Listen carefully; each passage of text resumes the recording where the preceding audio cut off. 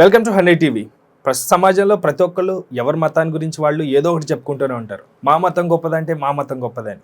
కానీ ఇక్కడ మతానికన్నా కూడా మతం పేరెత్తుకునే మనుషుల పైన ప్రత్యేకంగా స్పెషల్ ఇంట్రెస్ట్ పెట్టో కావాలని దిగజార్చే విధంగా మాటలు వాడుతూ మతాన్ని కూడా దిగజార్చే విధంగా తయారవుతున్న కొంతమంది మనుషులు చూస్తున్నాం. అయితే రీసెంట్గా చాలామంది అయితే మనకి కనిపిస్తూనే ఉన్నారు.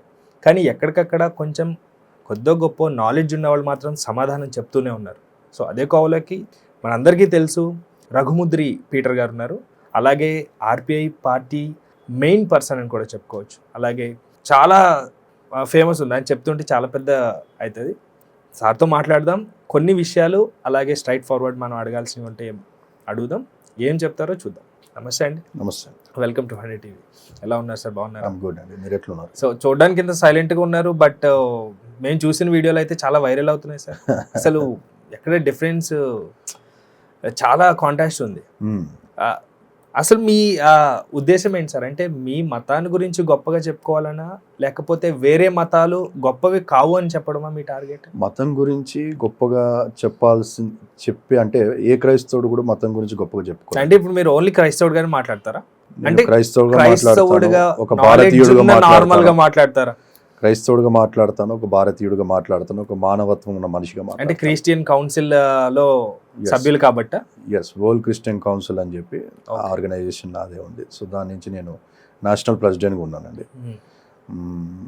ఎవరిని టార్గెట్ చేసే ఉద్దేశాలు లేవు, ఏ మతానికి కించపరిచే ఉద్దేశాలు అయితే ఎక్కడ కూడా లేవు. కానీ జరుగుతున్న ప్రజెంట్ సిచ్యువేషన్స్ మనం బేస్ చేసుకుంటే ఎక్కువగా సోషల్ మీడియాలో క్రైస్తవం మీద విషం చల్లటము, ఆ బైబిల్లో ఉన్న విషయాలు వాళ్ళకి అర్థం కాక ఇష్టం వచ్చినట్టు నోటికి వక్రీకరించడము, బైబిల్లో బూతులు ఉన్నాయని చెప్పి యెహోవా దేవుడు రాక్షసుడు అన్నట్టుగా, యేసుప్రభు దేవుడు కాదన్నట్టుగా రకరకాలుగా వీళ్ళు ప్రొజెక్ట్ చేస్తూ ఉన్నారు. కొన్ని ఆర్గనైజేషన్స్ కానీ ఇండివిజువల్గా ఎవరైతే ఉన్నారో వాళ్ళు కానీ. నా సర్కిల్లో నా ఫ్రెండ్స్ కానీ రిలేటివ్స్ కానీ అనేక మంది హిందూస్ ఉన్నారు. ఇన్ ద సేమ్ టైం హైందవ్స్లో కూడా వాళ్ళకు కూడా ముస్లిమ్స్ ఉంటారు, క్రిస్టియన్స్ ఉంటారు, అందరికి ఉంటారు. సో నా ఒక ఉద్దేశం ఏంటంటే వాళ్ళందరూ చూస్తున్నప్పుడు వాళ్ళకు కూడా నేను జవాబు చెప్పవలసిన అవసరం ఉంది. ఏంట్రా ఇట్లాంటి పరిస్థితుల్లో మీరు ఉన్నారా, ఇలాంటి మతంలో మీరు ఉన్నారా, ఇలాంటి దేవుని మీరు కొలుస్తున్నారా, ఇలాంటి దేవుని మీరు ప్రార్థన చేస్తున్నారా అనే క్వశ్చన్ మార్క్ వాళ్ళ హృదయాల్లో మదిల్లో మెలుగుతున్నప్పుడు దానికి ఆబ్వియస్లీగా నా ఒక రెస్పాన్సిబిలిటీగా నాకు ఆన్సర్ ఇవ్వాల్సిన పూచి నా భుజాల మీద ఉంది. కాబట్టి ఈరోజు నేను మీ ముందుకు రావడం జరిగింది. కానీ సెక్యులర్ కంట్రీగా చెప్పుకుంటున్న భారతదేశంలో పోరాటం ఎప్పుడు హిందువులకి క్రిస్టియన్స్కి మధ్య అన్నట్టుగా తయారైపోయింది ఎందుకు సార్? ఈ మధ్యలో తయారైనట్టు కనబడతా ఉంది. అది కూడా ఎక్కువ ఎక్కడ అయితే ఈ తెలుగు 2 రాష్ట్రాలు ఎక్కువ కనబడతా ఉంది. మిగతా మేబీ ఇన్ కర్ణాటక, కేరళ, చెన్నై పక్కనున్న ఇంకెక్కడైనా గోవాలో కానీ ఎక్కడ కూడా ఇది కనిపించట్లే. కానీ ఈ 2 తెలుగు రాష్ట్రాల్లో ఇది ఎక్కువగా కనబడుతుంది. అది కూడా సోషల్ మీడియాలో, అది కూడా వేళ్ల మీద లెక్క పెట్టే మనుషులే మనకు కనబడతా ఉన్నారు. ఎగ్జాంపుల్ రాధా మనోహర్ దాస్ కానీ, లలిత్ కుమార్ కానీ, కరుణాకర్ సుగుణ కానీ, ఎక్స్ క్రిస్టియన్ ప్రవీణ్ అని చెప్పి మనం చూస్తూ ఉంటే ఆ శశి టీవీ ఇంటర్వ్యూలో అనుకుంటా ఇంటర్వ్యూ తీసుకున్న యాంకర్ గారు చాలా బాగా అద్భుతంగా తీసుకున్నారండి. ప్రశాంత్ని అడిగే ఒక్కొక్క క్వశ్చన్స్కి ఆ ప్రశాంత్ ఒక ఆన్సర్ లేకుండా పోయింది. మీరు ఆ ఒక తమ్నెయిల్ని కూడా మీరు చూస్తూ ఉంటే 0 నాలెడ్జ్ అని చెప్పి పెట్టారు. ఏం నాలెడ్జ్ లేదా ప్రవీణ్ దగ్గర. మళ్ళీ ఇప్పుడు ప్రూవ్ అయిపోయింది ఏమని, వాళ్ళ దగ్గర నాలెడ్జ్ లేదని చెప్పి. మళ్ళీ ఏ నాలెడ్జ్ లేకుండా పెద్ద నాలెడ్జ్ ఉన్న వ్యక్తిగా వీడేదో దానికి కనిపెట్టి సాధించిన వ్యక్తిగా ఈరోజు ప్రొజెక్ట్ చేస్తూ వస్తూ ఉన్నాడు. దానికి కారణం ఏంటంటే ఈరోజు ప్రపంచం అందరికీ అర్థమైపోతా ఉంది, వీడు డబ్బు సంపాదించుకోవడానికో లేకుంటే పేరు సంపాదించుకోవడానికో ఈ యొక్క మార్గాన్ని ఎంచుకున్నాను. ఎందుకంటే అదే ముస్లింల మీద పోయి నువ్వు ఖురాన్ మీద మాట్లాడు. నేను దుబాయ్లో ఉన్నప్పుడు అండి సుమారుగా నేను పాకిస్తాన్లో బలూచిస్తాన్ అనేది ఒక డేంజరస్ ప్లేస్ ఉంది. సెకండ్ ఆఫ్ఘనిస్తాన్ అనేది ఇంకో డేంజరస్ ప్లేస్ ఉంది. అక్కడ ఇంట్లోనే గన్లు తయారు చేసుకుంటూ ఉంటారు. సో దుబాయ్లో నేను ఉన్నప్పుడు I was a flight officer అండి. అక్కడ దుబాయ్ ఎమిరేట్స్కి ఫ్లైట్ ఆఫీసర్, గ్రౌండ్ క్యాప్టెన్ అని చెప్పి నన్ను అంటుండేవాళ్ళు. అక్కడ నేను వర్క్ చేసేవాడిని. సో ఇప్పుడు అక్కడ వర్క్ చేసేప్పుడు ఆబ్వియస్లీ అన్ని నేషనాలిటీస్ సుమారుగా 256 దేశాలకు సంబంధించిన నేషనాలిటీస్ అక్కడ వాళ్ళు ఉంటారు. సో అట్లా పరిచయాలు ఉంటాయి. సో అట్లా పరిచయాలు బట్టి నాకు పాకిస్తాన్ నుంచి కానీ, ఫిలిప్పీన్స్ నుంచి కానీ, ఇంకా పక్కన ఉన్న ఆఫ్రికా నుంచి కానీ, అన్ని ఖండాల నుంచి, అన్ని దేశాల నుంచి దోస్తులు ఉన్నారు.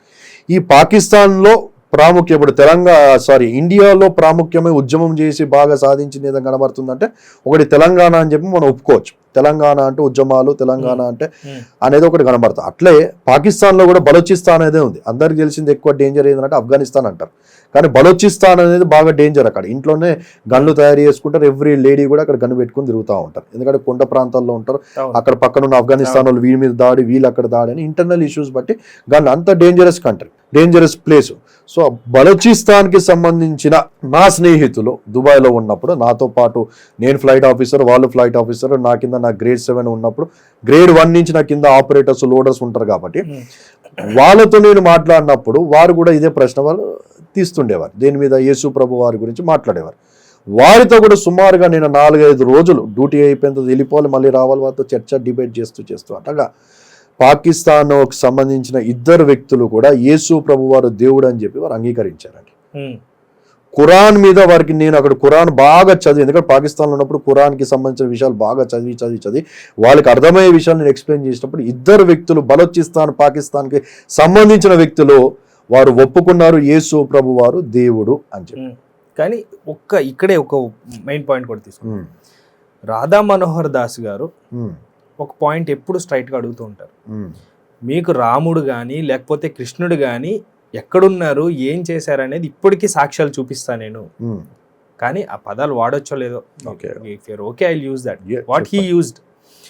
ఆయన ఎక్కడైతే కొట్టారో ఆ చెక్క ముక్కలు కానీ, మేకు కానీ, రక్తం చుక్క కానీ మీకు కనపడదు.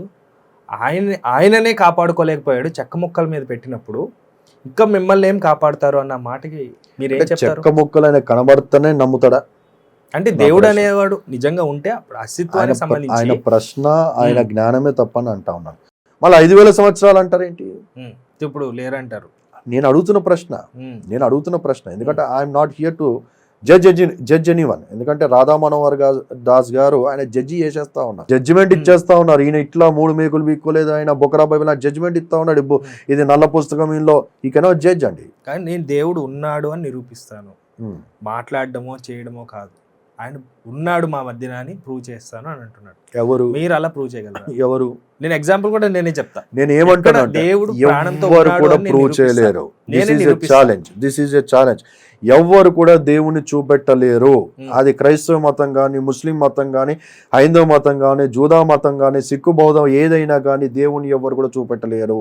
ఎందుకంటే దేవుడు ఆత్మస్వరూపి, దేవుడు గాలి అయి ఉన్నాడు. నువ్వు పీలుస్తున్న గాలి నువ్వు చూడగలుగుతావా అంటే చూడలేవు. దేవుడు ఉన్న మాట వాస్తవంగానే దేవుణ్ణి చూడడం అనేది ఇప్పటిదాకా బయట పటాలు పెట్టుకొని చాలా మంది, దానికి వేరే ప్రాసెస్. మీరు ఇందాక చెప్పారు మాదిరిలాగా దేవుడు మారి మన దగ్గరికి వచ్చాడు. yes. సో ఓకే, దానికి వేరే ప్రాసెస్ ఉంది, అది మీ మతంలో మీకు ఉండొచ్చు, హిందూ ధర్మంలో వాళ్ళకు ఉండే. రాధా మనోహర్ దాస్ గారు అంటున్న మాట దేవుని ప్రూవ్ చేస్తా అంటున్నారు. That's what I'm saying. ఆయన ప్రూవ్ చేయలేదు. నేను ₹1,00,00,000 పెట్టి కూర్చుంటా ఇక్కడ, ₹1,00,00,000 పెట్టి కూర్చుంటా. ప్రాక్టికల్ గా కూడా నేను ఎగ్జాంపుల్ కూడా చెప్తాను. చెప్పండి. రీసెంట్ గా మీరు ఏదైతే ఫారిన్ ని నమ్ముతారో వాళ్ళు ఇన్వెస్టిగేషన్ ద్వారా కూడా ఎస్ ఇక్కడ ప్రాణం ఉంది అని నిరూపించారు. దేంట్లో?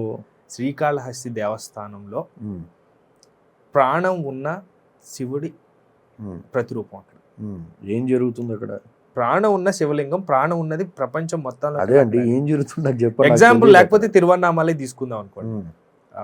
తిరువన్నామలై అరుణాచలం, ఆ కొండని ఇప్పటి వరకు ఎంతమంది ఎలా ఇప్పటికి కూడా లక్షల సంవత్సరాల క్రితం వరకు అది ఇంకా ఎప్పుడుదని కూడా కనిపెట్టలేకపోతున్నారు. దాని గురించి మీరు ఇప్పుడు 2500 సంవత్సరాల తర్వాత, 1,00,000 సంవత్సరాల ముందు నుంచి ఉన్న హిందూ ఆ ఇటుకలు అనుకోండి, లేకపోతే అప్పటి నుంచి పేర్చుకుంటూ వస్తున్నారు. నేను ఒక ప్రశ్న అడగడం మిమ్మల్ని. శ్రీకాళహస్తి కానీ, తిరుపతి కానీ, లేకుంటే అయ్యప్ప వారు దేవుడు కానీ, రకరకాలకి ఎంతమంది అని అనుకుందాం. మన పుస్తకాల్లోనే 33.3 కోట్ల దేవత దేవుళ్ళు అని చెప్పి ఉంది. ఆ ప్రశ్న బొక్కల డాక్టర్ ఒక ఆయన ఉన్నాడు, దాంతో హమారా ప్రసాద్ ఉన్నాడు, ఉంటే చూపి ఛాలెంజ్ అన్నాడు. మామూలు ఆల్రెడీ తీసి చూపెట్టారు, 33.3 కోట్ల దేవత దేవుళ్ళు ఉన్నారనే ఆ వర్డ్ సంఖ్య మన పుస్తకాలను ఉన్నాయి. ఓకే, అయితే నేనేమంటానంటే ఇప్పుడు ప్రాణము లేకుంటే విగ్రహాలు లేకుంటే ఇంకేమైనా అనుకుందాం, 33 పాయింట్ అనుకుందాం. నా క్వశ్చన్ సింపుల్గా అందరికీ ఈక్వల్గా అడుగుతున్న క్వశ్చన్, ఆలోచింప చేయడానికి. దేవుడు అంటే అర్థం ఏంటి అంటా నేను.